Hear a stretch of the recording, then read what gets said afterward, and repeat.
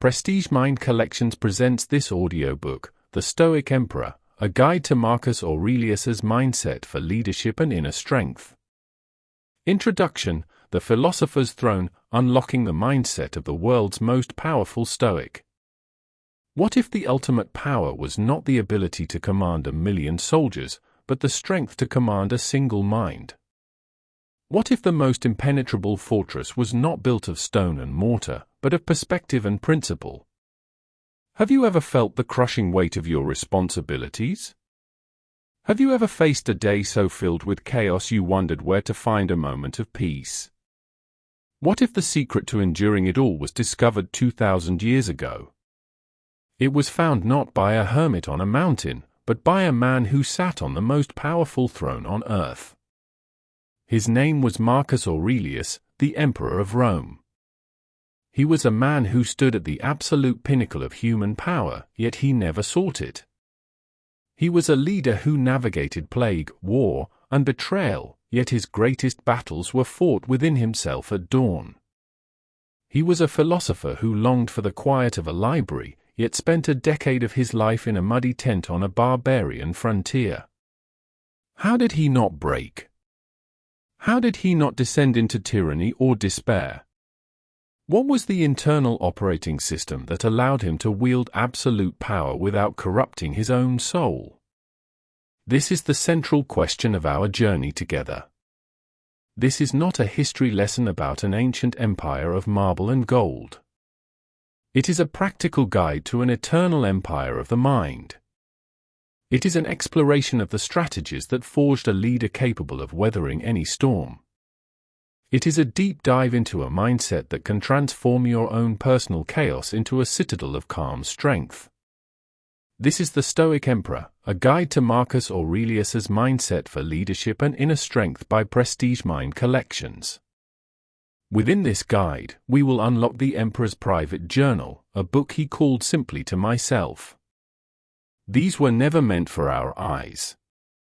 They were personal notes, urgent reminders, and raw self-examinations written by candlelight to keep his own spirit intact. He speaks to us not as a god on a throne, but as a man struggling in the trenches of life, a life that, for all its imperial grandeur, was plagued by the same human fears, frustrations, and sorrows that we experience today. The sting of betrayal from a trusted colleague, the anxiety of an uncertain future, the challenge of dealing with arrogant and ungrateful people, these are not modern problems, they are human problems. And Marcus found a practical, repeatable system for mastering them. We will explore the core tenets of his Stoic practice, but not as abstract theories. We will see them put to the ultimate test, not only in the life of the emperor himself but echoed throughout history and the lives of other great figures. We will see his unflinching gaze during a crisis reflected in the courage of Marie Curie on the battlefields of World War I. We will witness his masterful handling of difficult people in the quiet patience of Abraham Lincoln uniting a cabinet of his most bitter rivals. We will understand his unbreakable will to endure hardship by looking to the profound life of Helen Keller, who built a world of light from a prison of silence and darkness. This audiobook is a toolkit for the modern leader, the entrepreneur, the artist, the parent, anyone who seeks to live a life of purpose and tranquility in a world that often seems to conspire against both. It is a guide to building your own inner fortress, to finding strength in what you can control and peace in what you cannot. It is your invitation to ascend to the philosopher's throne that exists within your own mind. If these questions and this quest for inner strength resonate with the battles you fight in your own life, if you feel the pull of this timeless wisdom, then let it be known with a simple click on the like button. It is a quiet signal that this journey we are embarking upon is a worthy and necessary one. To continue this excavation of the world's most powerful mindsets and to arm yourself with the wisdom of the ages, subscribe to Prestige Mind Collections and join a community of thinkers dedicated to building an unbreakable inner world. And finally, the Stoics believed we were born for one another. If someone in your life is navigating their own storm or carrying their own heavy crown, share this guide with them. The strength you find here is not meant to be hoarded, it is a fire meant to be passed on. Now, the throne awaits. Let us begin. Chapter 1: The Weight of the Crown, a Stoic's Guide to Duty over Ambition. Imagine being offered the world. Imagine the keys to absolute power, to wealth beyond measure, to a position where your every word is law, placed directly into your hands. Now, imagine your first reaction is not joy, not ambition, not even acceptance, but terror. Imagine seeing that crown not as a prize to be won, but as a cage to be endured. Why do you get out of bed in the morning? What is the fuel that drives you through your day? For many of us, the answer is ambition. It is the ladder we are told to climb, the next promotion we are meant to chase, the higher status we are taught to covet. We see power as a destination, a sign of success, a validation of our worth in the world. We admire those who seize it, those who rise to the top with hunger in their eyes. But is this the only way to live a life of consequence? Is the pursuit of power the same as the pursuit of good? What if the most powerful people are not those who desperately want to rule, but those who reluctantly agree to serve? What if the greatest strength is found not in the grasping hand, but in the open one? This is a radical inversion of our modern values. It asks us to look past the noisy glamour of ambition and listen for the quiet call of duty. It suggests that the most meaningful work is often the work we did not choose, but the work that chose us. It proposes that our character is not defined by the heights we reach, but by the weight we are willing to bear for the sake of others. This is the first and most fundamental lesson from the mind of Marcus Aurelius. Before he could become a Stoic emperor, he first had to overcome a profound and deeply human desire, the desire to be left alone. He had to exchange his own ambition for a crushing sense of duty. He had to learn to wear the crown not as a king, but as a servant. To understand the emperor, we must first understand his world. The year is 161 AD. The Roman Empire is at its apex, a sprawling dominion of 50 million souls stretching from the misty shores of Britain to the sun-scorched sands of Mesopotamia. For the last 23 years, it has been ruled by Antoninus Pius, a man whose reign was so peaceful, so stable, that it is remembered by history as a golden afternoon. It was into this world of high expectation and immense responsibility that Marcus Aurelius was born. As the adopted son and heir of Antoninus, he had been groomed for this role his entire life. He was a student of unparalleled dedication, educated by the finest minds of his generation in rhetoric, law, and administration. But his true passion, the fire that lit his inner world, was philosophy. His ambition was not for the throne of Rome, but for the quiet life of a scholar, a seeker of wisdom. He dreamed of a life of contemplation, of reading the works of Epictetus and Zeno, of engaging in thoughtful dialogue, and of privately striving to become a good and virtuous man. The throne was a direct threat to this dream. He saw it for what it was, an endless procession of legal disputes, tedious administrative tasks, obsequious flatterers, and treacherous political games. He viewed the pomp and ceremony of his position as a hollow play, a distraction from the only work that truly mattered, the cultivation of his own soul. The imperial purple was not a robe of honor, it was a straitjacket. This internal conflict is the beating heart of his private journal, the Meditations. It is not a book written by a confident ruler, but by a man constantly reminding himself of his purpose. We can picture him in the pre-dawn chill of a military tent on the Germanic frontier, the sounds of a waking legion outside, as he writes to himself, "At dawn, when you have trouble getting out of bed, tell yourself, I have to go to work, as a human being. What do I have to complain of, if I'm going to do what I was born for, the things I was brought into the world to do? Or is this what I was created for? To huddle under the blankets and stay warm. This is the voice of a man at war with his own desire for comfort and quiet. He must actively coach himself to face the day, not by reminding himself of his power or glory, but by reminding himself of his function, his duty. He viewed himself not as the master of the Roman world, but as its servant. In his own words, he was an organ in a larger body, a thread in a vast tapestry. His purpose was not his own happiness, but the health and integrity of the whole. This mindset, this conscious choice of duty over ambition, is the absolute cornerstone of his leadership. It is what allowed him to wield unimaginable power with a steady hand and a humble heart. It is what made him the last of the 5 good emperors. Yet, this ideal of the reluctant leader was not an invention of the Stoics. It was a foundational virtue of the old Roman Republic, an ideal that Marcus, a deep admirer of history, would have known intimately.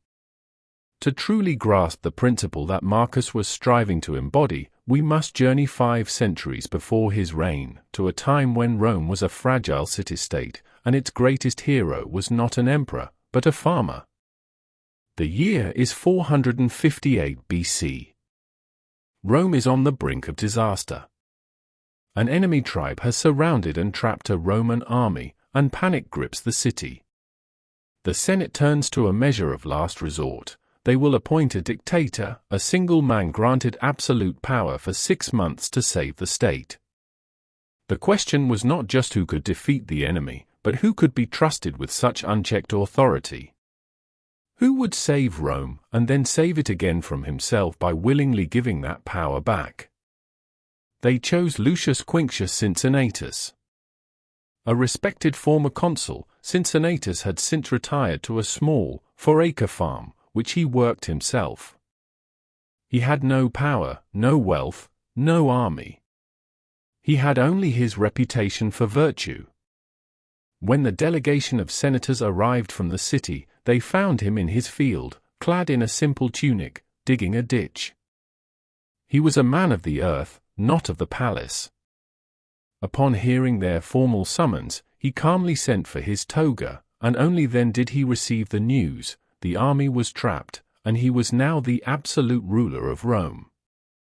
Livy, the great Roman historian, tells us Cincinnatus did not rejoice. He accepted with a sigh, concerned that his farm would be neglected in his absence. His first thought was not of glory, but of his humble duty at home. Yet he answered the call. He went to the city and, with the full force of his authority, organized a new army in a single day. He marched them through the night, surrounded the enemy, and achieved a swift and total victory. In 16 days, Cincinnatus had rescued a trapped army, defeated a dangerous foe, and held a magnificent triumphal parade through the streets of Rome. He was a hero, adored by the people, and the undisputed master of the state. He could have done anything. He could have held his power for the full 6 months, passed laws to enrich himself, or crushed his political rivals. He did none of these things. The moment the crisis was over, he did the unthinkable. He resigned the dictatorship. He laid down the fasces, the symbol of absolute power, and walked away. He returned to his small farm, to his family, and to his plough. This act became the foundational myth of Roman virtue. Cincinnatus represented the ideal leader, one who did not seek power but accepted it as a heavy responsibility, wielded it with skill and efficiency for the common good, and then relinquished it without a second thought. For centuries, this was the story told to every young Roman, a moral blueprint for leadership. It was the ideal that Marcus Aurelius was trying to live up to. Of course, Marcus could not simply resign and return to a farm. His was a lifelong, inherited duty. But he could, and did, adopt the Cincinnatus mindset. He could remain, internally, a humble farmer tending to his plot, even while sitting on the philosopher's throne. He could see his power not as a personal possession, but as a public trust. This is the profound lesson that binds the farmer and the emperor across 5 centuries. True leadership is not about the hunger for power. It is about the willingness to bear responsibility. So what can we, who are neither emperors nor dictators, take from this ancient wisdom? How does this apply to a life of deadlines, promotions, and personal goals? It begins by learning to separate our ambition from our duty. Your ambition serves you, but your duty serves the whole. It requires asking not only, what do I want to achieve, but the more difficult question, what is my necessary function for the good of my family, my company, my community? The lesson is fortified by staying connected to our own plow. Cincinnatus had his farm, a place of honest, grounding work that kept him humble. It is vital to have a practice in your life, whether it is your family, a creative pursuit, or service to others, that keeps you tethered to reality and reminds you that your job title is not your identity. Ultimately, this mindset is cemented by viewing responsibility not as a prize to be won, but as a weight to be carried with grace. This perspective will not always bring you glory, but it will bring you something far more valuable, a quiet, unshakable integrity. This leads us to a final, personal reflection. Cincinnatus had his plow. Marcus had his philosophy. These were the things that grounded them and gave them strength. What is this plow in your own life? What is the core, essential duty or practice that you must always return to, the one that keeps you humble and focused on what truly matters when the world tries to pull you away? The wisdom of one can become the strength of many. Consider sharing your own thoughts and reflections in the comments below. Chapter 2: The Unflinching Gaze, Stoic Leadership for a World in Crisis. Chaos has a sound.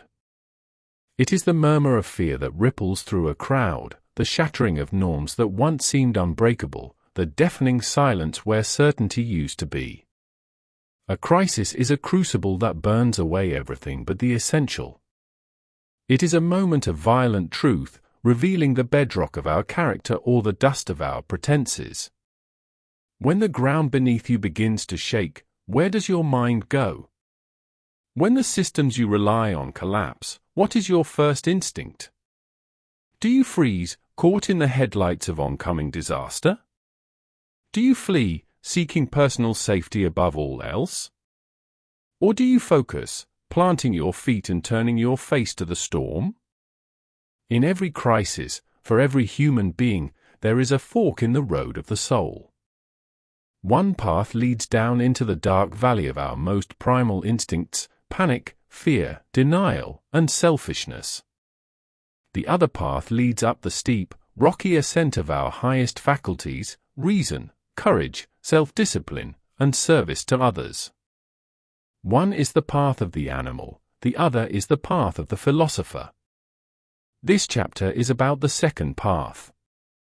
It is a guide to cultivating the unflinching gaze of the Stoic, the ability to look upon a world in turmoil not with panic, but with purpose. It is about becoming the eye of the storm, the source of calm when all around is chaos. To learn this skill, we must turn to a leader who faced a crisis so profound it threatened to erase his entire world. We must return to Rome, not in its golden afternoon, but in the terrifying twilight of a global pandemic, the Antonine Plague. For 17 years, this mysterious and horrific disease, likely a form of smallpox, ravaged the Roman Empire. It was a silent, invisible enemy, carried back from the eastern campaigns by triumphant legions who brought home not just victory, but death. The plague tore through the ancient world with an apocalyptic fury. At its peak, it claimed up to 2,000 lives a day in the city of Rome alone. It was a catastrophe on a scale that is difficult for us to comprehend. The historian Cassius Dio describes streets littered with the dead and dying. The social fabric disintegrated. Farmers abandoned their fields, leading to widespread famine.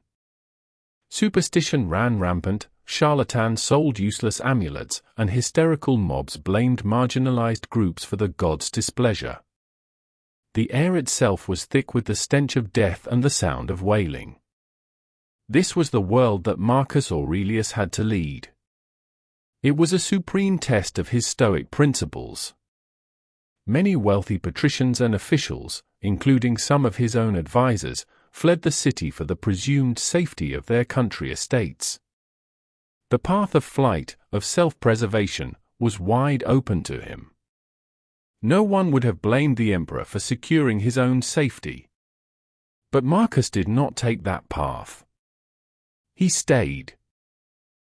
He remained in Rome, at the very heart of the pestilence, and in doing so, made the first and most critical choice of a true leader. He shared the fate of his people.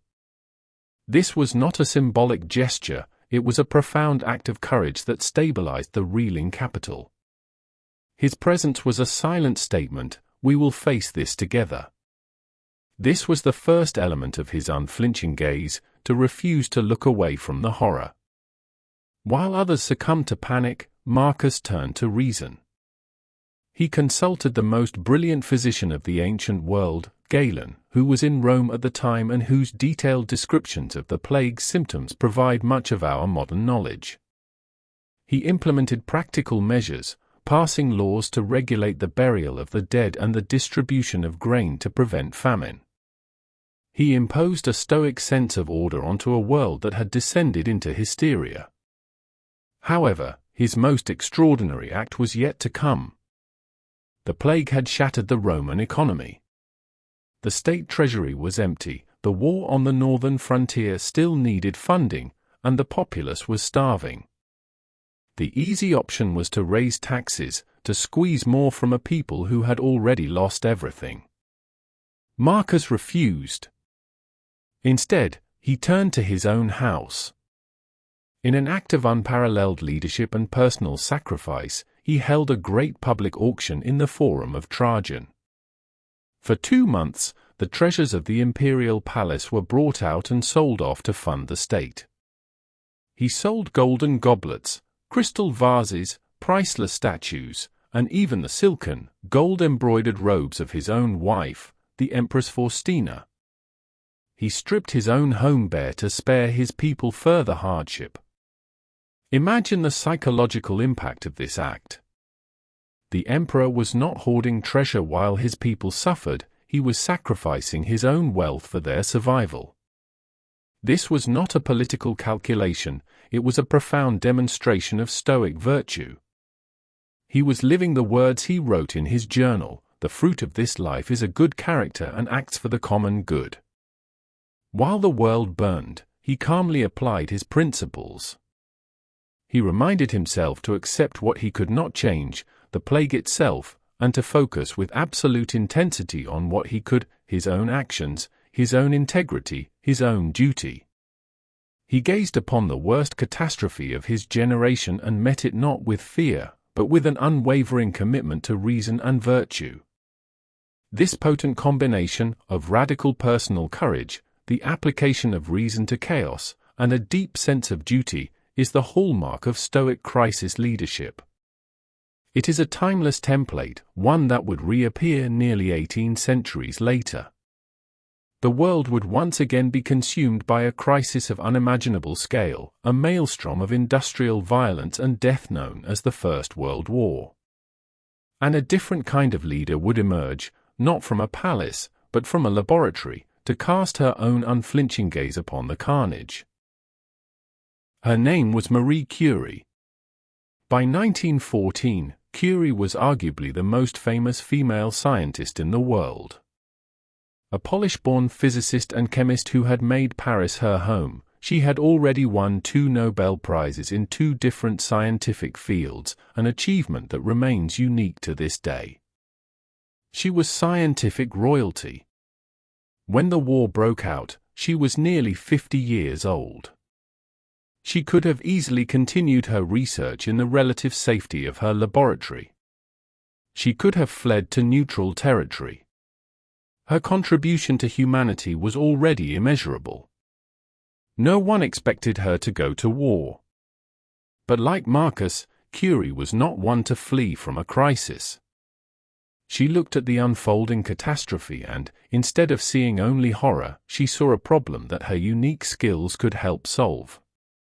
She knew that X-rays, still a relatively new technology, could locate shrapnel and bullets within wounded soldiers, allowing surgeons to operate more quickly and effectively, saving countless lives and limbs. The problem was that the X-ray machines were massive, stationary pieces of equipment located in city hospitals, far from the front lines where they were needed most. So, with the same practical focus as Marcus, she set to work. She did not wait for a government committee. She took action. She conceived of a mobile X-ray unit, a way to bring the technology to the battlefield. She solicited donations from wealthy Parisians, secured vehicles, and scavenged X-ray equipment from empty university labs. She taught herself automechanics and anatomy. She developed what would become known as the petites Curies, little Curies, small trucks outfitted with X-ray machines and a dynamo to power them from the vehicle's engine. And then, like Marcus, she demonstrated leadership not by command, but by example. She did not simply design the units, she drove them. Accompanied by her teenage daughter, Irene, Marie Curie drove her little Curies to the front lines. Amidst the mud, the blood, and the thunder of artillery, this middle-aged, two-time Nobel laureate worked tirelessly in casualty clearing stations, operating the X-ray equipment herself, teaching military doctors how to use it, and saving the lives of anonymous young soldiers. She exposed herself to dangerous levels of radiation and the constant risk of enemy fire. It is estimated that over 1 million wounded soldiers were treated with her X-ray units. This was Curie's unflinching gaze. It was the gaze of a scientist who refused to be paralyzed by the chaos of war and instead applied her highest tool, the tool of reason and the scientific method, to the point of greatest suffering.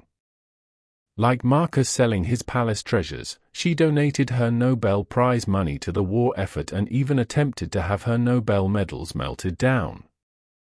She sacrificed her personal safety, her wealth, and her time for the common good. The lesson from the emperor in plague-ridden Rome and the scientist on the bloody fields of France is a clear and powerful blueprint for our own moments of crisis.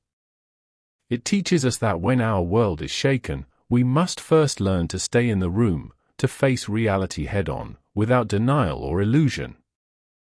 It then shows us we must apply our highest tool, whether it is the logic of Stoicism, the reason of science, or the simple power of a calm and compassionate presence, directly to the problem at hand. And finally, it proves that true leadership in a crisis is not measured by the orders we give, but by the sacrifices we are willing to make. This brings the lesson back to us, to the personal and professional crises we all inevitably face.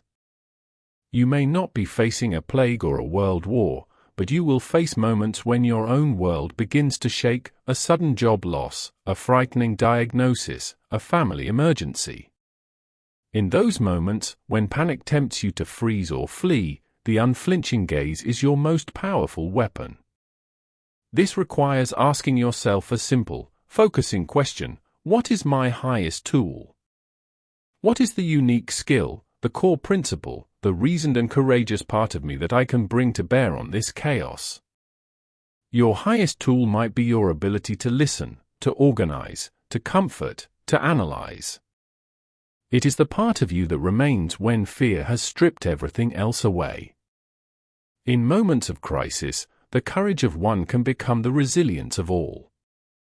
Consider this, and if you feel so moved, share your own reflections on this principle in the comments below. Chapter 3: The Unbreakable Will, Forging Stoic Resilience Through Hardship. There is the hardship that arrives like a lightning strike, the sudden crisis, the shocking loss. But there is another kind of hardship, a different kind of weight. It is the trial that does not pass. It is the challenge that becomes the new landscape of your life. It is the slow, grinding pressure that greets you at dawn and tucks you into bed at night. It is the chronic pain, the difficult circumstance, the heavy burden you must learn to carry, not for a day or a week, but for years. What is your relationship with this kind of suffering? Do you view it as a curse, a cosmic injustice? Do you see it as a barrier between you and the life you feel you deserve? We spend so much of our energy trying to remove the obstacles in our path. We dream of a life free from difficulty, a smooth road leading to a peaceful horizon. But what if this is a profound misunderstanding of how human character is formed? What if hardship is not the obstacle to the life we want, but the very forge in which the person we need to be is created? What if the goal is not to eliminate the weight, but to build the strength to carry it with grace? This is one of the most radical and empowering ideas in all of Stoic philosophy. It is the key to forging an unbreakable will. It is the understanding that while fortune may have power over our circumstances, it has no power over our soul. Fate can chain our bodies, but it can never chain our response. This chapter is about that response. It is the story of two lives, separated by millennia, that prove the human will can build a fortress of meaning and purpose in the face of the most severe limitations imaginable.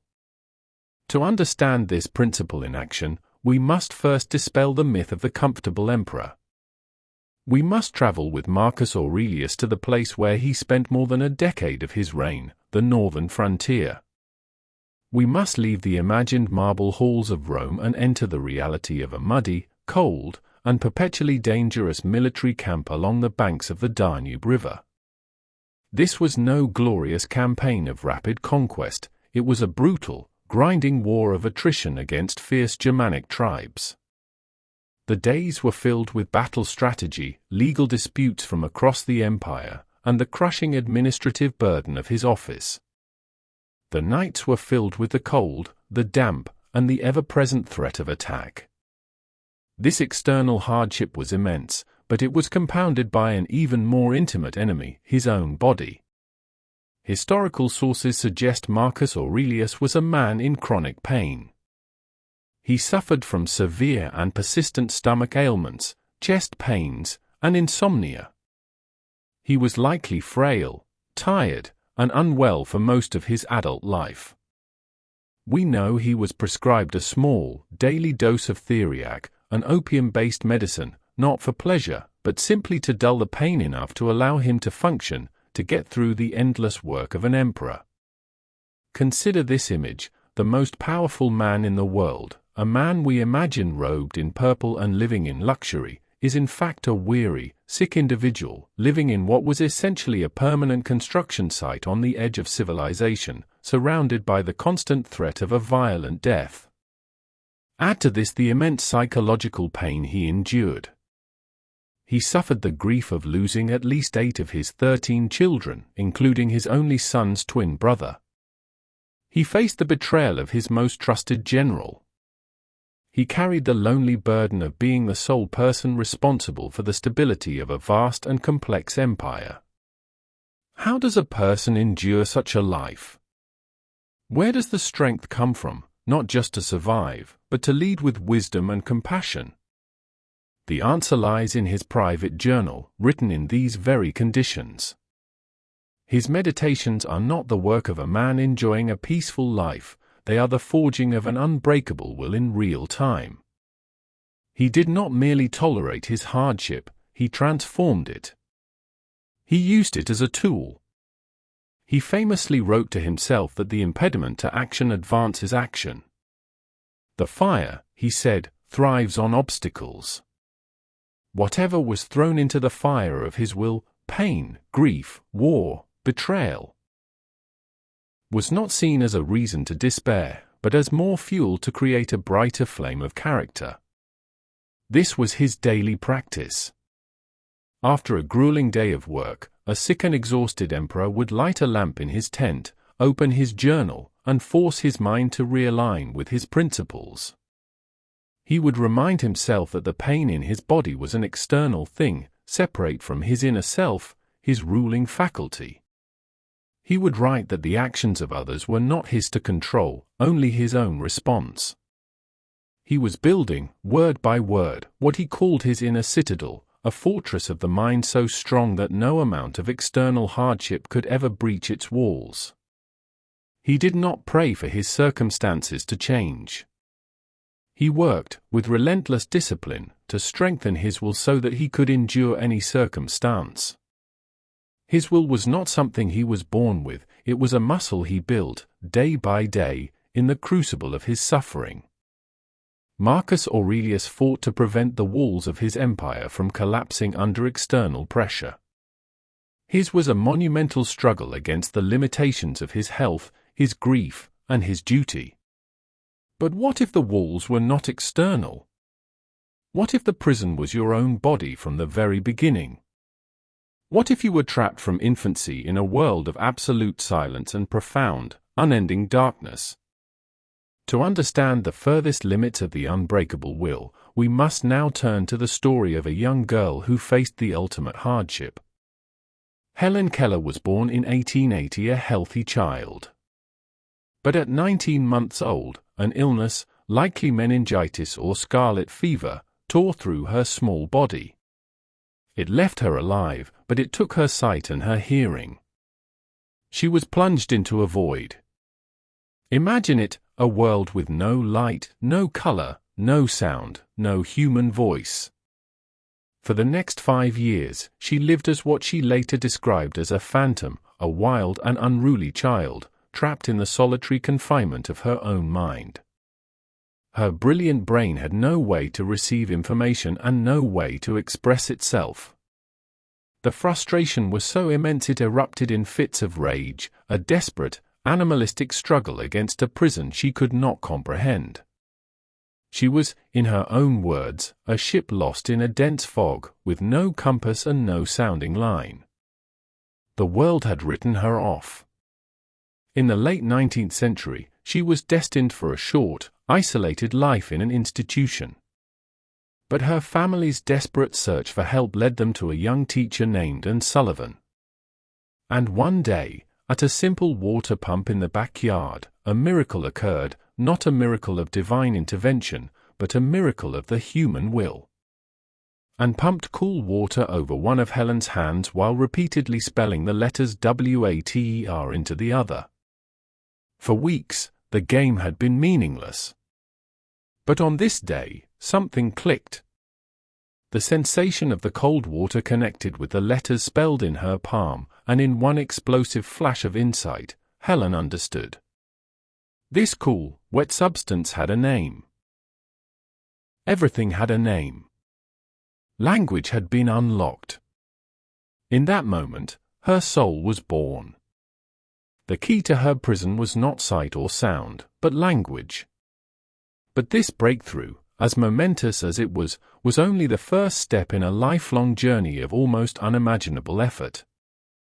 The will she had to forge makes even the hardships of an emperor seem manageable by comparison. She had to learn to read, mastering the raised dots of Braille with her sensitive fingertips. She learned to type on a specially designed typewriter.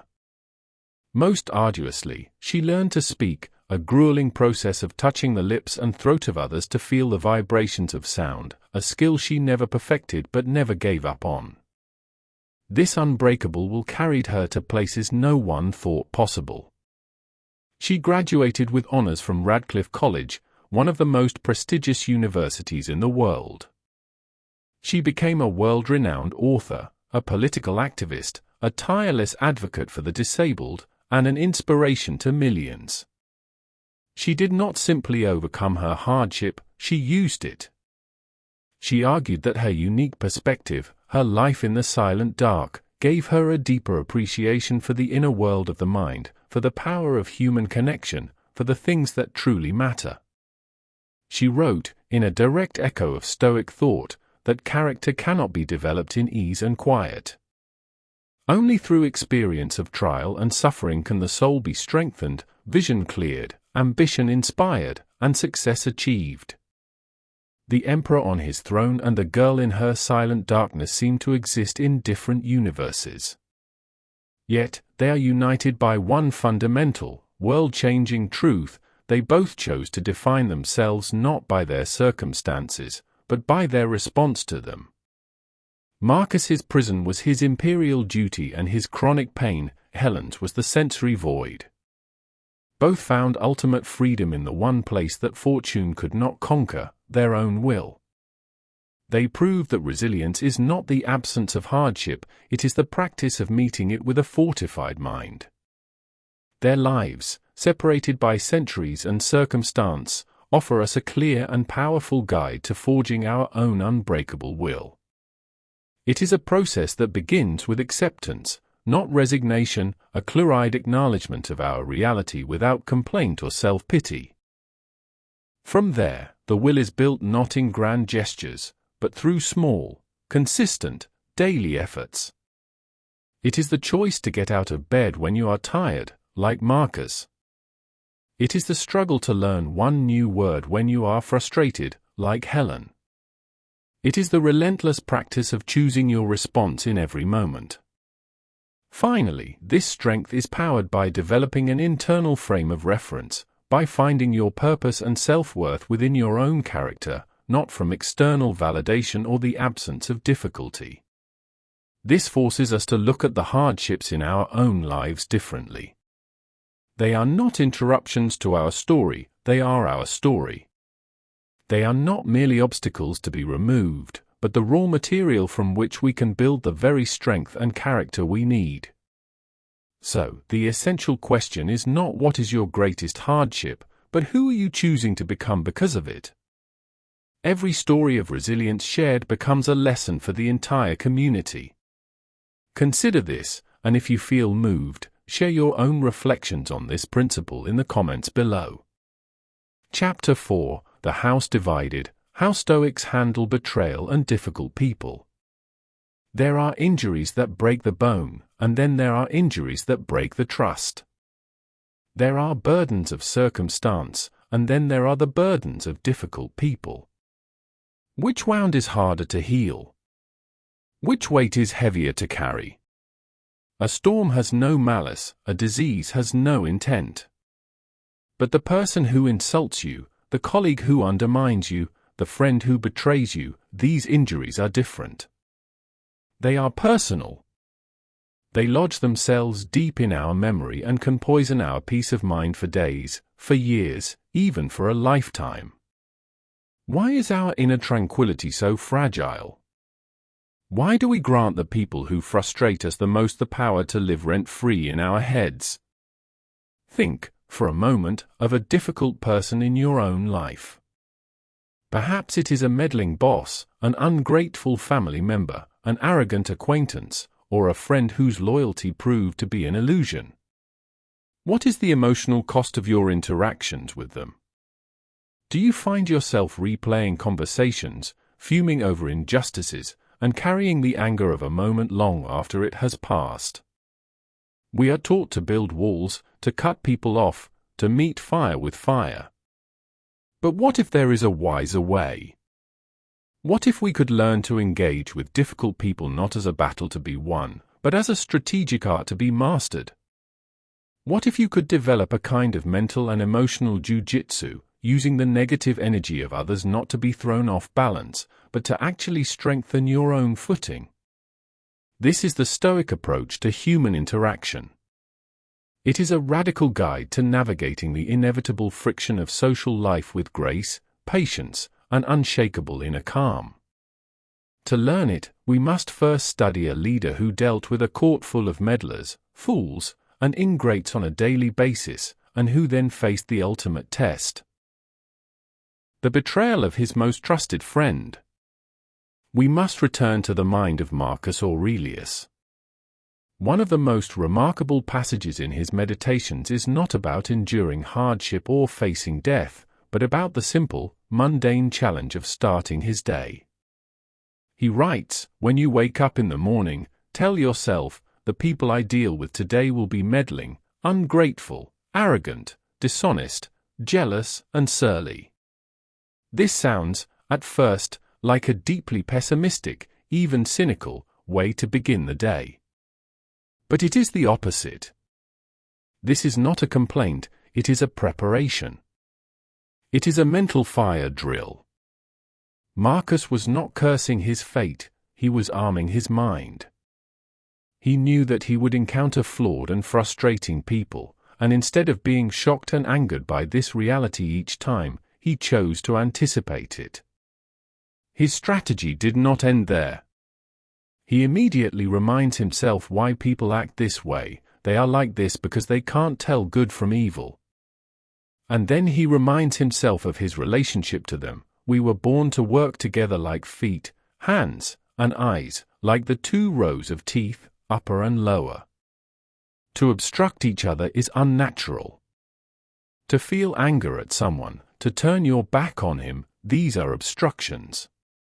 In these few lines, Marcus lays out a complete toolkit for dealing with difficult people.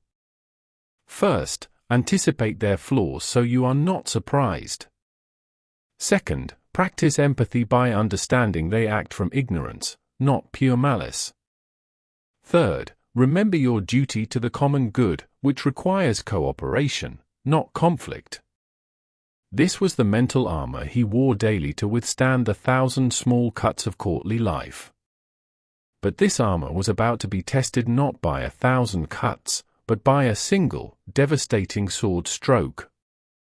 The man who would wield it was named Avidius Cassius. Cassius was a brilliant and ambitious general, the hero of the Parthian War, and a man Marcus trusted implicitly. He had made Cassius the supreme commander of the entire eastern half of the Roman Empire. He was not just a subordinate, he was a friend, a man Marcus had mentored and empowered. In the year 175 AD, a false rumor spread from the northern frontier. Marcus Aurelius was dead. Upon hearing the news, Avidius Cassius did not wait for confirmation. He did not mourn his friend.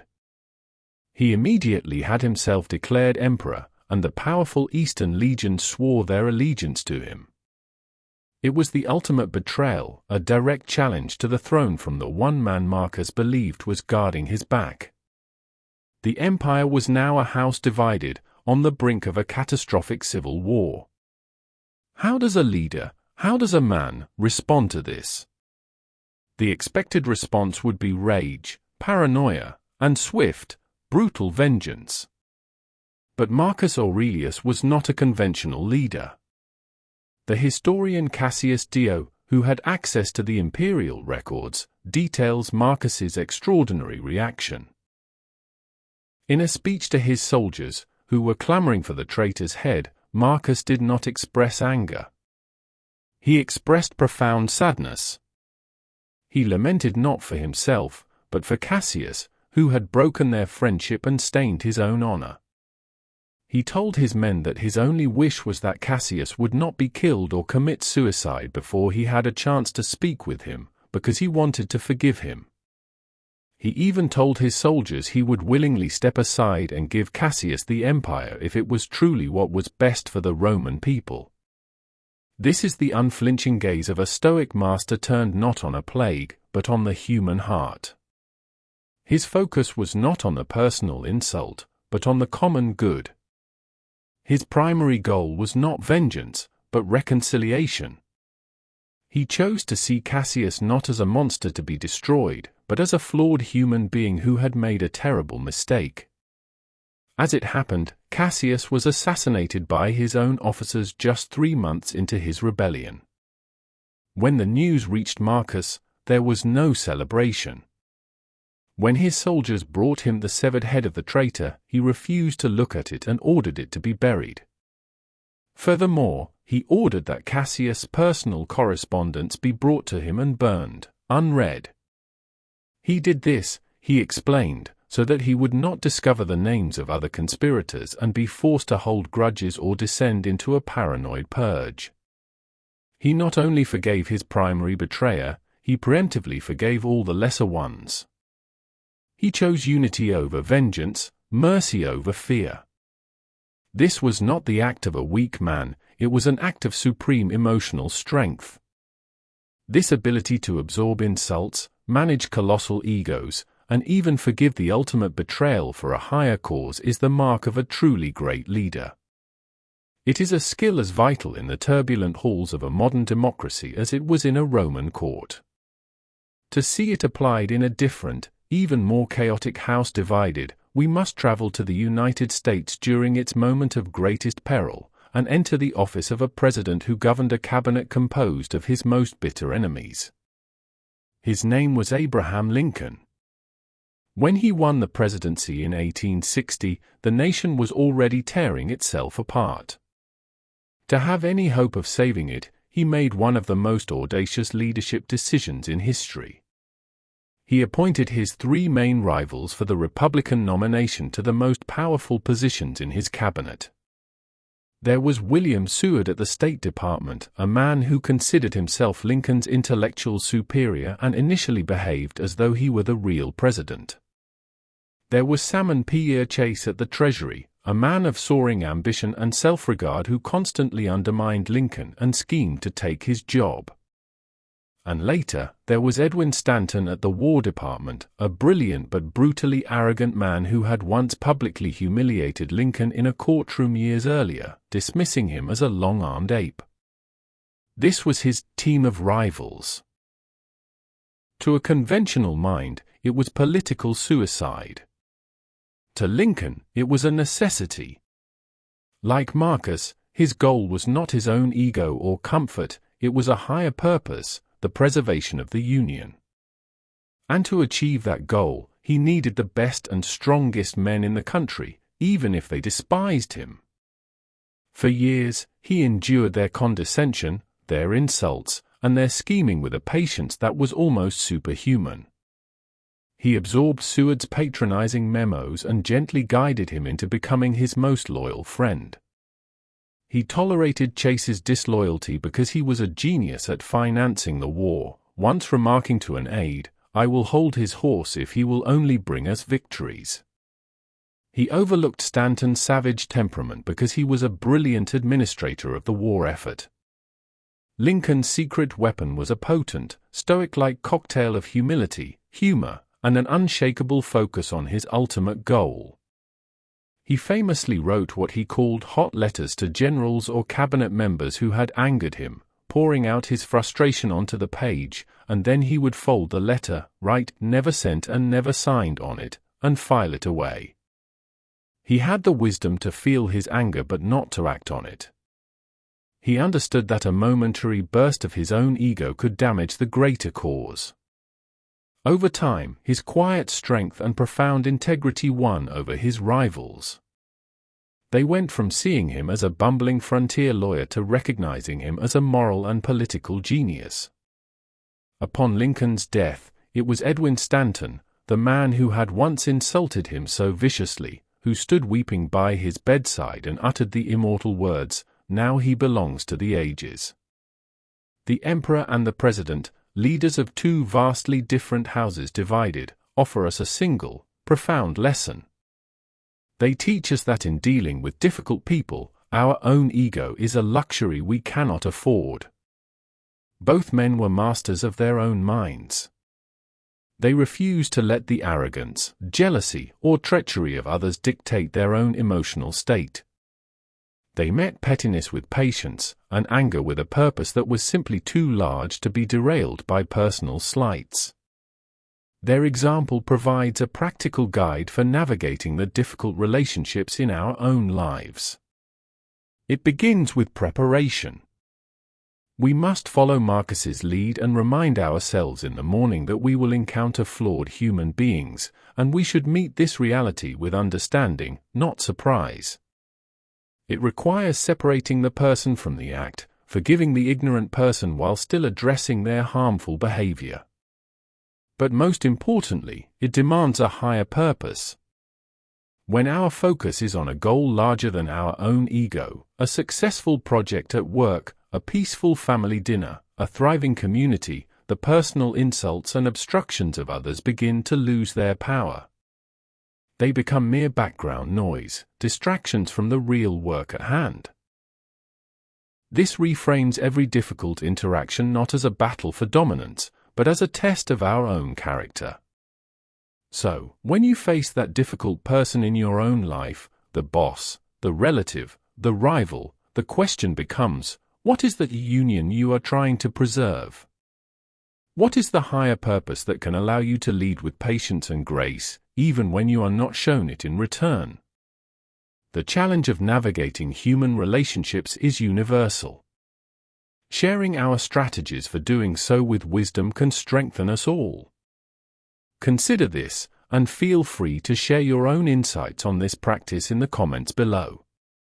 Chapter 5, Architect of the Soul, the Stoic Daily Practice for a Disciplined Mind. Where does greatness come from? Is it a flash of lightning from the heavens, a gift of genius bestowed upon a chosen few? Is it a matter of luck, of being in the right place at the right time? We are often taught to see greatness as an event, the brilliant discovery, the heroic victory, the masterpiece unveiled. We look upon the finished product with awe, marveling at a power that seems almost superhuman, something far beyond our own humble reach. But what if this is a complete misunderstanding of how greatness is achieved? What if it is not an event, but a process? What if it is not a gift, but a construction? Imagine a magnificent cathedral, its spires reaching for the clouds. It was not wished into existence. It was built, stone by painstaking stone, day by day, for 100 years. Imagine a breathtaking masterpiece of art. It was not born in a single, fluid gesture. It was painted brushstroke by deliberate brushstroke, the result of 1,000 small, disciplined decisions. This is the truth of all great creations, and the greatest creation of all is a well-lived life. A life of virtue, resilience, and wisdom is not something you are given, it is something you must build. You are the architect of your own soul. This raises a crucial question. What are your daily building practices? What are the stones you are laying, day in and day out? Is your time filled with the passive consumption of information, scrolling through the lives of others? Or are you actively engaged in the construction of your own character? What if the most important conversation you have all day is not with your boss, your partner, or your friends, but the one you have in private with yourself? This chapter is about that private conversation. It is a guide to the Stoic daily practice, the foundational work of self-examination and self-improvement that turns philosophical ideas into lived reality. To learn this practice, we must return to the primary evidence of Marcus Aurelius's inner life, his journal, the Meditations. And the first thing we must understand is that it was never meant for us. This was not a book written for publication, to instruct a future generation. This was a private workbook, a battlefield journal, a personal training manual written by a man for his own benefit. This intimacy is what makes it so powerful. In reading it, we are looking over the shoulder of an emperor as he engages in the raw, honest, and often difficult work of becoming a better human being. Picture the scene we have returned to before, the emperor in his tent on the war-torn frontier. He is exhausted from a day of military strategy, judicial rulings, and the endless demands of his office. He is in physical pain, grieving for his lost children, and carrying the weight of the world. And yet, he lights a lamp, picks up his pen, and begins to write. This act, this discipline, is the practice in its purest form. But what was he actually doing? First, he was practicing ruthless self-correction. The Meditations are filled with passages where he is scolding himself, checking his own impulses, and holding himself accountable. He warns himself against the temptations of power, the desire for praise, and the tendency towards anger. Is a cucumber bitter? Throw it away, he writes.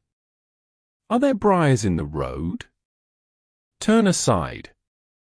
It is a simple metaphor for a profound practice, identifying the negative thoughts and emotions that arise in his mind and choosing not to engage with them.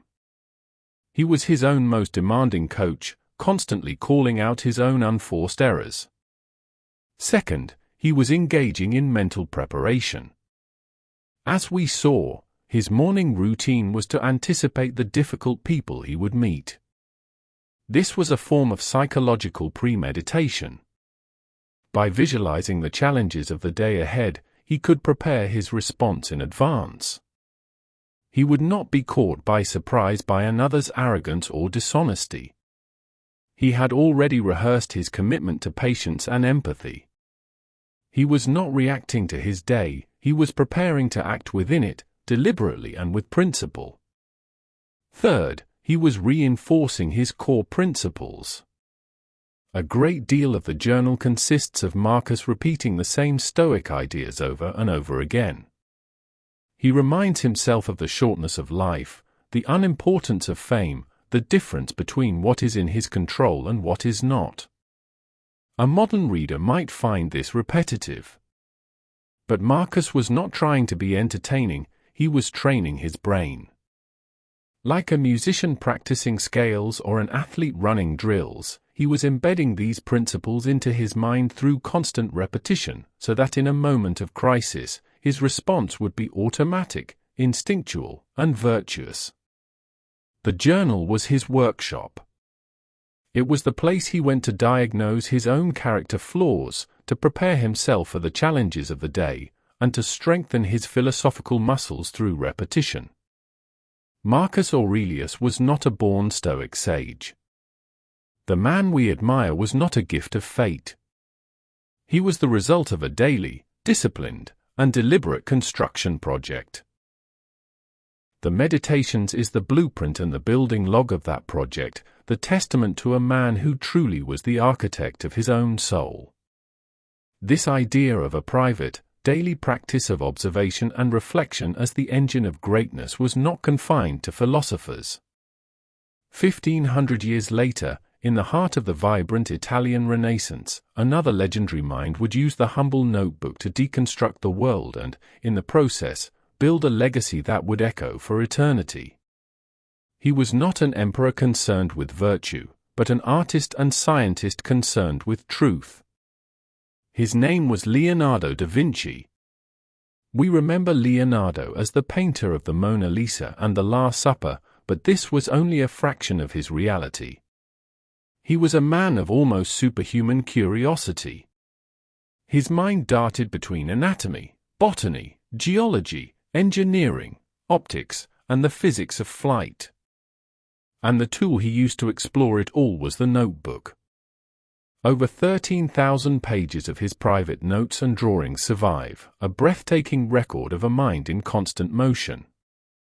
To open his notebooks is to enter the most creative workshop in history.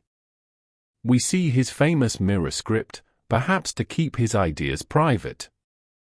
We see intricate anatomical drawings of the human heart, decades ahead of their time. We see elegant designs for flying machines, parachutes, and armored tanks. We see sketches of swirling water as he tried to understand the fundamental nature of flow and turbulence. But most importantly, we see a relentless stream of questions. Why is the sky blue? How does a bird balance itself in the wind? Describe the tongue of a woodpecker. Like Marcus's Meditations, Leonardo's notebooks were a private space. They were not intended for publication. They were a tool for his own thinking, a place to capture every observation and follow every thread of curiosity. And while their subjects were different, the underlying practice was remarkably similar to that of the Stoic Emperor. Both men used the daily act of writing and drawing as a way to slow down and observe the world with intense clarity. For Marcus, it was the internal world of his own thoughts; for Leonardo, it was the external world of natural phenomena. Both used their notebooks to engage in a relentless, private dialogue of questioning. Marcus questioned his own character, Leonardo questioned the universe. Both understood that the page was a place to connect disparate ideas, to find the patterns that others missed. Leonardo's genius was not a magical lightning strike. It was the direct result of his voracious and disciplined daily practice. His habit of curiosity, his fanatical observation, and his relentless questioning, all captured and cultivated in his notebooks, were the engine of his legendary creativity. His notebooks were to his art and science what the meditations were to Marcus's virtue. They were the private workshop where the raw material of daily experience was transformed into something timeless. The lesson from the Emperor's Journal and the artist's notebooks is a direct and powerful call to action for our own lives. It demystifies greatness. It shows us that an extraordinary life, whether of moral virtue or creative genius, is the result of an ordinary, consistent, daily practice. The architect of the soul and the architect of understanding used the same tool, the private page. This provides us with a clear blueprint. The practice begins by creating a sacred, private space for your thoughts, whether it's a physical journal or a simple digital document. It is a space for your eyes only, free from the judgment or expectation of others. This practice is fueled by honest questioning. Ask yourself the hard questions that Marcus asked. Where did I fall short of my own standards today? What virtues did I practice? What vices did I indulge? And ask the questions of Leonardo. What did I observe today that I didn't understand? What am I genuinely curious about? This discipline is built through consistency, not intensity.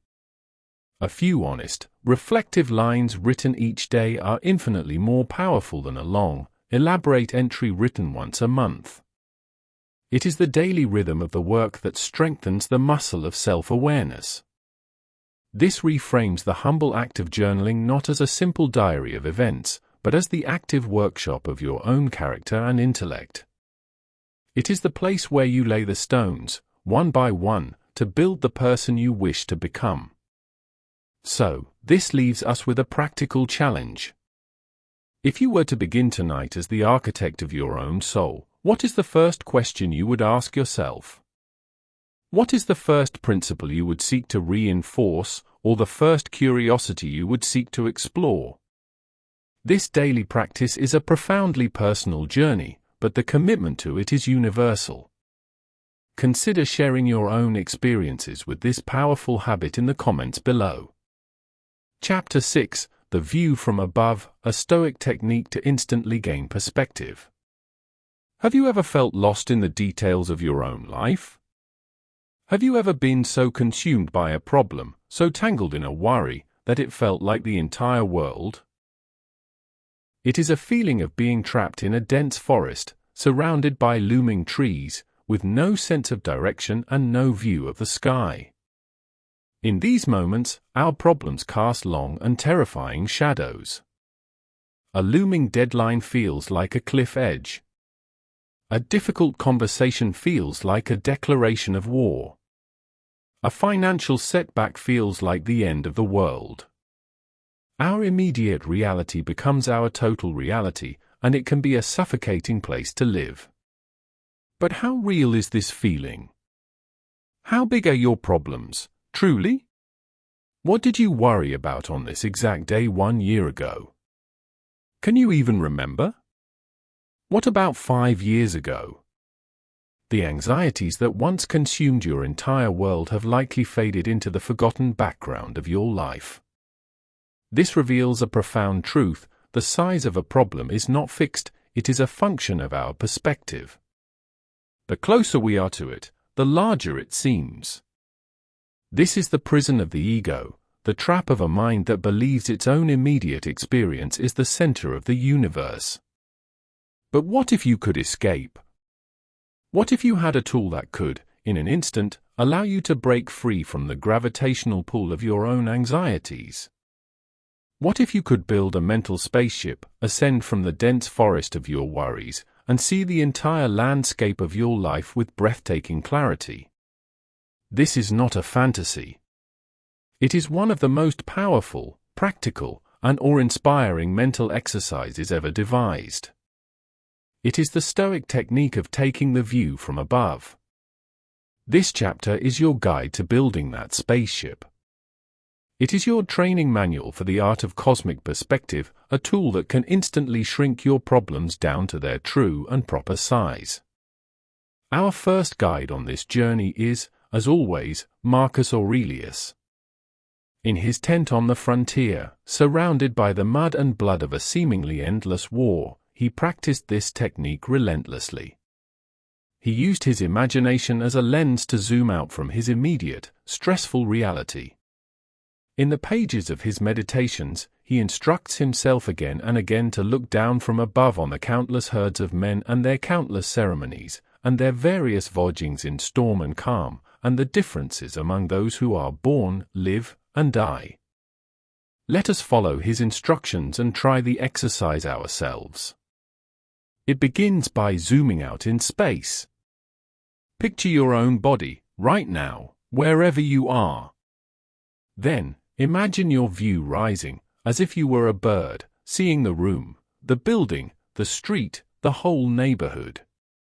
Rise higher still, seeing the entire city or town as a map below, a network of lights and roads.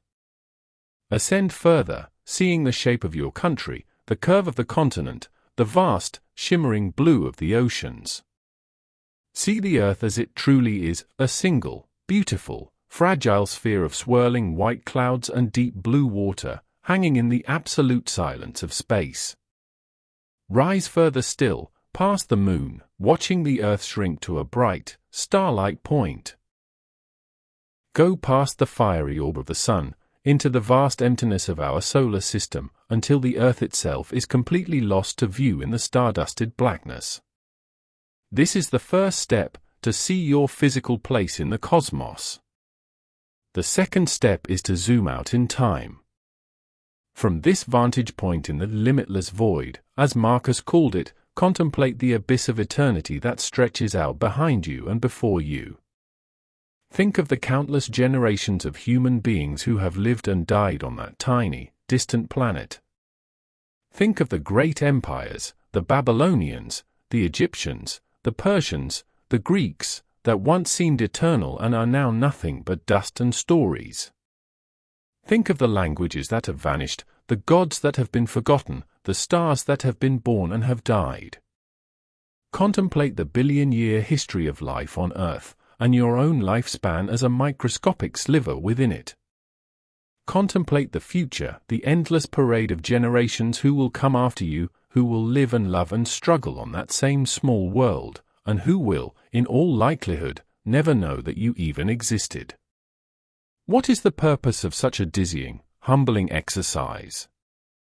It is a powerful medicine for the soul, with 3 key effects. The first is to diminish anxiety. From this cosmic perspective, the problems that seemed so monumental on the ground are revealed for what they are: tiny, fleeting disturbances on the surface of a tiny, fleeting world. That looming deadline, that heated argument, that political outrage, seen against the backdrop of infinity, they lose their power to terrorize us. They shrink down to their proper, manageable size. The second effect is to cultivate a profound humility. How can one feel arrogant or self-important when confronted with the sheer scale of existence? The view from above is a direct antidote to the ego. It reminds us, as Marcus wrote, that we are all just actors in a play, each with a small part to perform in a drama far grander than ourselves. Our triumphs and our tragedies, which feel so significant to us, are but a single note in a cosmic symphony. The third and most beautiful effect is to foster a sense of universal empathy, what the Stoics called sympathia. From this high vantage point, the divisions that seem so important on the ground, the borders, the flags, the tribes, the ideologies, all melt away. You see not warring factions, but a single, struggling human family, all huddled together on the same fragile vessel, all sharing the same brief, bewildering, and beautiful journey through the void. The conflicts and animosities that consume our lives are revealed as absurd family squabbles on a tiny speck of dust. For nearly 2 millennia, this powerful mental exercise remained in the realm of philosophy and imagination. It was a metaphor, a thought experiment. No human being had ever actually seen the earth as a whole. But in the latter half of the 20th century, humanity finally built the machines to leave the forest and take the view from above for real. And one scientist, a poet-philosopher of the cosmos, would become the modern voice for this ancient Stoic perspective. His name was Carl Sagan. An astronomer, a visionary, and a brilliant communicator, Sagan had a unique gift for conveying the awe and wonder of science to a mass audience. In 1990, as the Voyager 1 spacecraft, a tiny, remote-controlled emissary of humanity, was completing its grand tour of the outer planets, it was about to leave our solar system forever. Sagan, who had been a key part of the mission team, made a special request. He urged NASA to turn Voyager's cameras around one last time and take a picture of Earth from a record-breaking distance. Many on the mission were skeptical. From 6 billion kilometers away, the Earth would be smaller than a single pixel. It had no scientific value. But Sagan understood its human value. After much debate, NASA agreed. And on February 14, 1990, Voyager 1 aimed its camera back at the distant sun and took a photograph that would change the world. It is called the pale blue dot. The image itself is not spectacular. It is grainy, with bands of scattered sunlight. But in one of those bands, there is a tiny, almost imperceptible point of light. That is Earth. That is our home. Sagan later immortalized this image in a book and a famous monologue that serves as the perfect, modern echo of Marcus Aurelius's ancient meditation. Look again at that dot, Sagan urged us. That's here. That's home. That's us.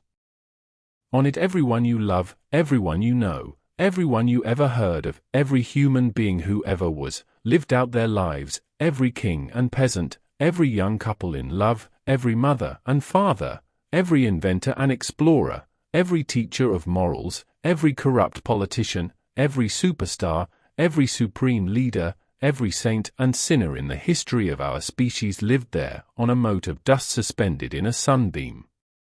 His words are a direct, scientific validation of the Stoic insight. He speaks of the humility this perspective brings, calling our imagined self-importance and our delusions that we have some privileged position in the universe a folly. He speaks to the absurdity of our conflicts, just as Marcus did.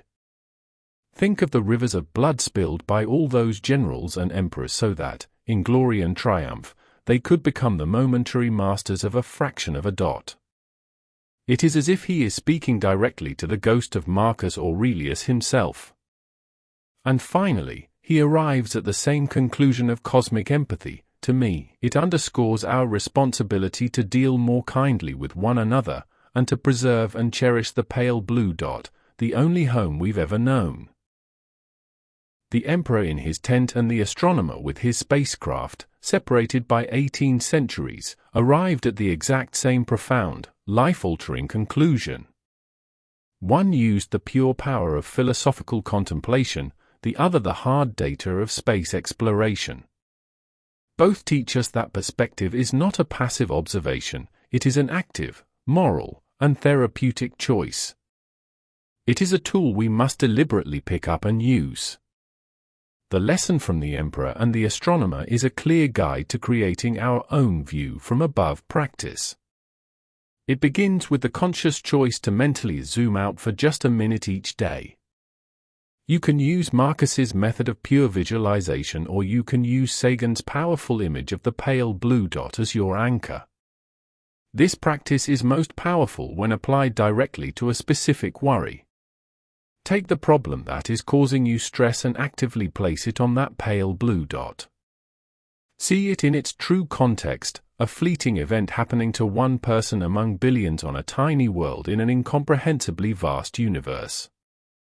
The goal is not to escape or belittle your problems, but to return to them with a renewed sense of calm, a healthy dose of humility, and a wiser understanding of what truly matters.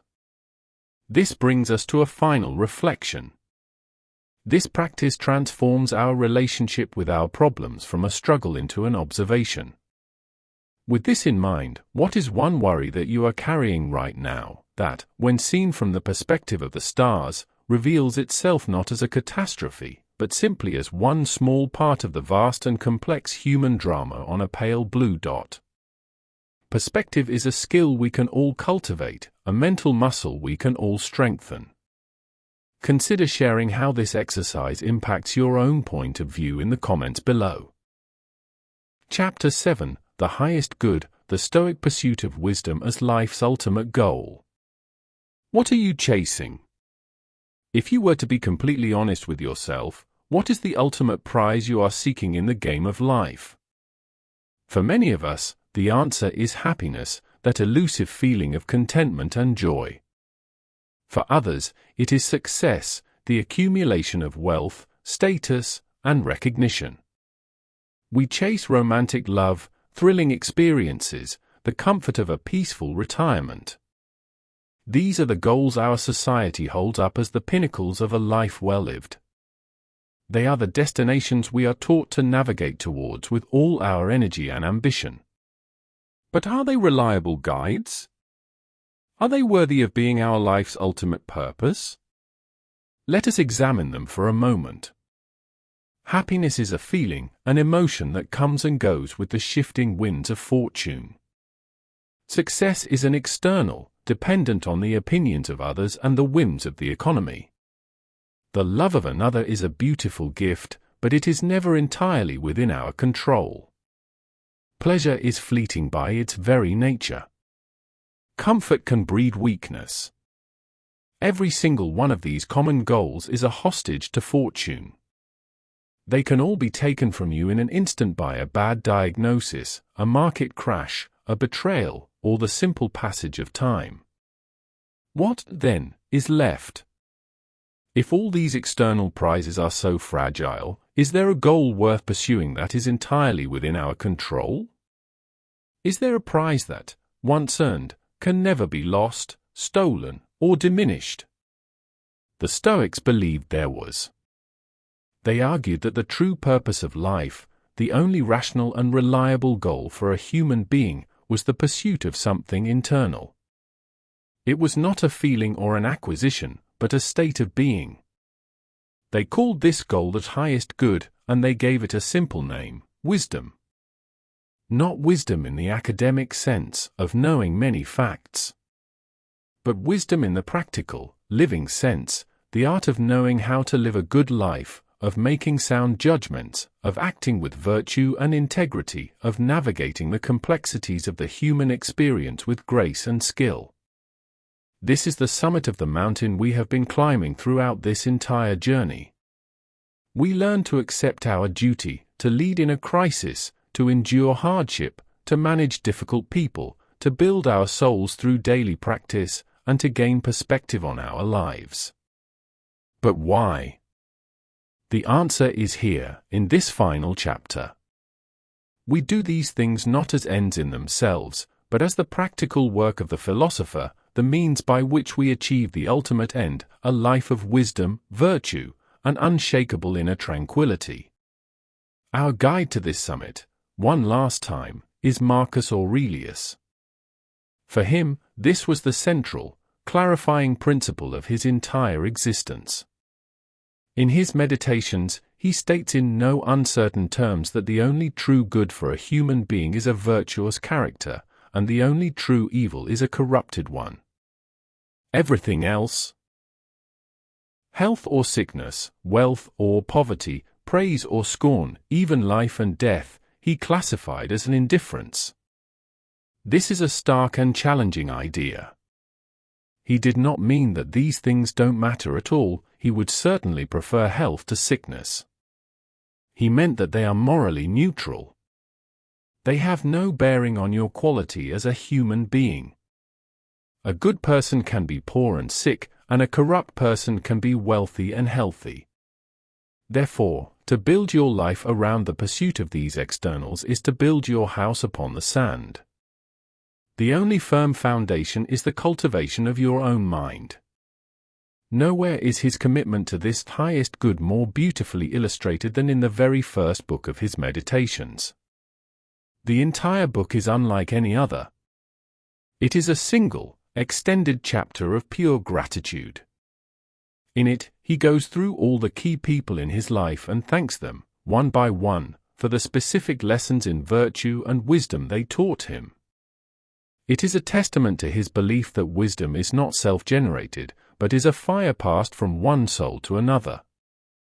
He thanks his grandfather for teaching him good character and the control of his temper. He thanks his mother for her piety and her generosity. He thanks the man who raised him, his adoptive father and predecessor, Emperor Antoninus Pius, for his compassion, his humility, and his steady, hard-working nature. But he saves his most specific praise for his philosophical tutors. He thanks Diognetus for teaching him to question dogma, and Junius Rusticus for introducing him to the works of the great Stoic slave, Epictetus. It was Rusticus, he writes, who taught him that his character needed incessant work and practice, and to whom he was grateful for not being diverted into a taste for rhetoric or writing speculative treatises. Think about what this reveals. The Emperor of Rome, the most powerful man on earth, begins his private journal not with a list of his accomplishments or his ambitions, but with a humble accounting of his intellectual and moral debts. He saw his own character not as his own creation, but as a garden planted with seeds given to him by others. His pursuit of wisdom was not an arrogant quest for superiority, but a grateful and lifelong effort to live up to the teachings he had received. This humility, this understanding that we are all perpetual students, is the proper disposition for anyone who seeks the highest good. In thanking his teachers, Marcus was participating in a sacred tradition stretching back for centuries, the lineage of philosophy. And if we trace that lineage back, through his Stoic mentors, through all the schools of thought he admired, we inevitably arrive at one single, foundational figure. He is the grandfather of all Western philosophy. He was a man who asked the fundamental questions, who taught not in a grand academy but in the dusty streets of Athens, and who ultimately proved that the pursuit of wisdom was a goal worth dying for. His name was Socrates. Socrates is a figure of immense power, made all the more so by the fact that he never wrote a single word. Everything we know of him comes through the writings of his students, most famously Plato. He was, by all accounts, an unconventional man who wandered the marketplace of Athens and engaged anyone he could in conversation. He was not a lecturer, he was a questioner. His famous Socratic method was a process of relentless, incisive questioning designed to make his conversation partners examine their most deeply held beliefs. He would ask the most respected generals, politicians, and poets of Athens simple questions. What is justice? What is courage? What is virtue? And through his questioning, he would reveal that these men, who were so sure of their own wisdom, in fact knew very little at all. This made him a dangerous man. He was, in his own words, a gadfly, sent by the gods to sting the lazy horse of the Athenian state into a state of self-awareness. His mission was simple, to force people to obey his most famous maxim, the unexamined life is not worth living. In 399 BC, the powerful men of Athens had enough of this public humiliation. Socrates was arrested and put on trial. The official charges were impiety and corrupting the youth. The real charge was that he made the establishment uncomfortable. In Plato's Apology, we have a record of his defense. It is one of the most powerful speeches in human history. He was not apologetic. He did not beg for his life. Instead, he calmly and rationally explained his life's mission. He told the jury of 501 Athenian men that he could not and would not stop practicing philosophy because it was the sacred duty assigned to him by the gods. He was given a choice. The court, not really wanting to execute the 70-year-old philosopher, offered him a way out. He could have accepted exile, or he could have promised to stop his public questioning and live a quiet life. His response was unequivocal. He told them that if they offered to let him go on the condition that he stop practicing philosophy, he would reply, "Men of Athens, I honor and love you, but I shall obey God rather than you, and while I have life and strength I shall never cease from the practice and teaching of philosophy." He chose wisdom over life. The jury, angered by his defiance, sentenced him to death by drinking a cup of poison hemlock. His final days are a testament to his principles. His friend Crito arranged an easy escape from the prison, but Socrates refused, arguing that to do so would be to break his social contract with the city of Athens, an unjust act that would corrupt his own soul. He spent his last hours calmly discussing the nature of immortality with his grieving friends, comforting them, and facing his own end with a tranquility that stunned all who witnessed it. Socrates' death is the ultimate demonstration of the principle of the highest good. He did not just say that wisdom was more important than life, his actions proved that he truly believed it. He chose to die with his integrity and his philosophical mission intact rather than live a single day of an unexamined life. He is the ultimate martyr for the cause of wisdom. The emperor in his tent and the gadfly in the marketplace, separated by 500 years, are the bookends of our journey. Socrates was the wellspring, the man who first posed the defining question of all philosophy: how should one live? Marcus Aurelius was the ultimate practitioner, the man who dedicated his life to answering that question under the most demanding circumstances imaginable. One taught with questions in the street, the other coached himself with affirmations in his journal. But both were engaged in the exact same sacred project, the relentless, daily, lifelong pursuit of an examined life, grounded in the belief that wisdom and virtue are the only goals that truly matter. Their journey, and now our journey through their stories, reveals a clear path to a life of profound meaning. It is the path of the philosopher, not the academic, but the active lover of wisdom. This path begins with the fundamental Socratic question we must ask ourselves daily: am I living an examined life? It is a path guided by a clear hierarchy of values, where we consciously choose to place our own character and integrity, the highest good, above the pursuit of fleeting externals like wealth, status, or pleasure. And it is a path that must be walked with humility and gratitude, acknowledging, as Marcus did, the teachers who light our way, and recognizing that we are always, and will always be, students in the great school of life. This brings our entire exploration to its ultimate point. We have learned Stoic techniques to face our duties, our crises, our hardships, and each other. We have learned to build our souls through daily practice and to find freedom in perspective. We have done all this not to acquire life hacks, but to engage in the singular pursuit that gives life its deepest meaning. So, the final question of this chapter is the most personal one of all. What is one thing you can do, starting today, to more consciously live an examined life? The pursuit of wisdom is a lifelong journey, best traveled in the company of others. Consider sharing your commitment, your first step, in the comments below, and let us conclude this chapter with a chorus of shared purpose. Conclusion: the Emperor within, becoming the sovereign ruler of your mind. We have traveled a long way together. We have walked the marble halls of imperial Rome and stood in the muddy fields of the early Republic. We have felt the chill of the Danube frontier and the heat of the First World War battlefield. We have stood in a silent, dark room with a girl learning the world through her fingertips, and we have journeyed 6 billion kilometers into space to look back at ourselves. We have sat in the emperor's tent as he coached his soul, and we have stood in the Athenian marketplace with a philosopher who chose death over an unexamined life. The journey is now at its end.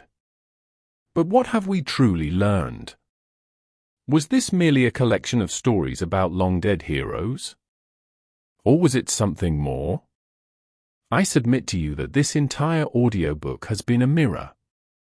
The emperor, the crown, the legions, the empire, these were all just metaphors for a landscape that is far more intimate and infinitely more important.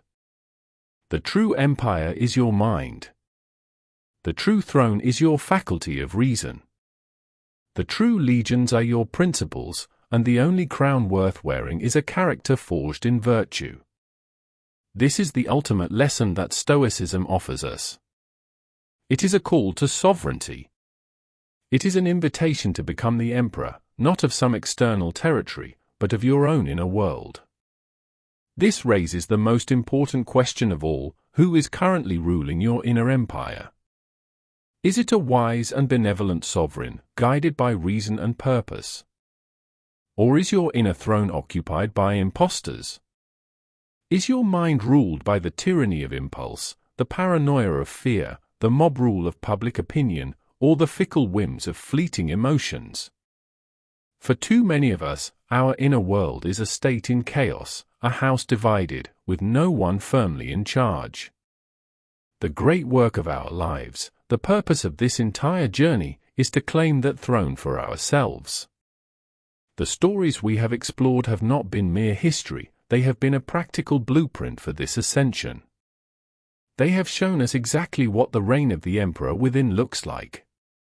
This inner sovereign understands, as Marcus Aurelius and Cincinnatus taught us, that their power is not for self-glorification, but a heavy crown of duty to be worn for the sake of the common good, for their family, their colleagues, and their community. When crisis strikes, this emperor within does not flee. They become the calm center, the source of order in the chaos, applying their highest tools of reason and courage to the problem, just as Marcus did during the plague and Marie Curie did on the fields of war. The emperor within does not pray for an easy life, for they know, like Marcus on the frontier and Helen Keller in her silent world, that an easy life builds nothing of value. Instead, they see hardship as the very fire in which their unbreakable will is forged, viewing every obstacle as more fuel for their inner flame. This wise ruler governs the difficult court of other people not with anger or resentment, but with the strategic patience and higher purpose of an Abraham Lincoln, refusing to allow their own ego to be drawn into the petty squabbles that distract from the real work at hand. This sovereign is not born, they are built. They are an architect of the soul, engaging in a daily, disciplined practice of self-examination and improvement, knowing, as Marcus and Leonardo da Vinci did, that greatness is the result of 1,000 small, consistent, and private efforts. The emperor within knows how to escape the prison of their own anxiety by taking the view from above, ascending to a cosmic perspective to see their problems in their true, manageable size, a technique gifted to us by Marcus and made breathtakingly real by Carl Sagan and the image of our pale blue dot. And finally, and most importantly, the emperor within understands the purpose of their entire reign. It is not to seek pleasure or to avoid pain. It is to pursue the one thing that fortune cannot corrupt and death cannot take away, the highest good. It is the relentless, lifelong pursuit of wisdom and virtue, a cause so noble that Socrates proved it was a goal worth dying for. This is the figure that lies dormant within you. It is not a fantasy, it is your birthright. It is the calm, rational, and virtuous core of your being that is so often obscured by the noise of modern life. The purpose of this audiobook was to give you the tools and the inspiration to clear away that noise and to begin the process of enthroning that better self. Do not be intimidated by the scale of this project. Marcus Aurelius was not a perfect Stoic sage. His meditations are not a record of his perfection, they are a record of his struggle. He had to remind himself of these principles every single day. He was often tired, frustrated, and in pain. And yet, he did the work. He picked up his pen. He laid the next stone. That is all that is asked of you. The goal is not to achieve a flawless reign overnight. The goal is to begin, today, to rule yourself just a little bit better than you did yesterday. It is to make one more decision based on reason instead of emotion. It is to show patience one more time when you are tempted by anger. It is to take 1 minute to gain perspective when you feel overwhelmed. This is the great work. It is the hardest and most rewarding work you will ever do. The world is starved for this kind of inner strength, for this quiet, unshakable sovereignty. If this journey has provided you with even a spark of it, share that light. This wisdom was never meant to be a secret. Click the like button as a signal to others that this ancient path is still a vital and powerful one. And share this audiobook with anyone in your life who is fighting their own battles, who is trying to find their own throne. The strength we build in ourselves is not meant to be hoarded. It is meant to become the fortress that can shelter others. This is not the end of your journey, but a beginning. To continue your training, to explore other timeless guides to a powerful and purposeful life, be sure to subscribe to Prestige Mind Collections. Join us in the great work of becoming the person you were truly meant to be. We have come to the end of our time together, but your own time is just beginning.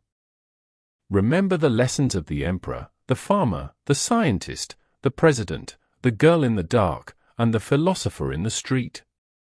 Take the tools they have given you. Build your inner citadel.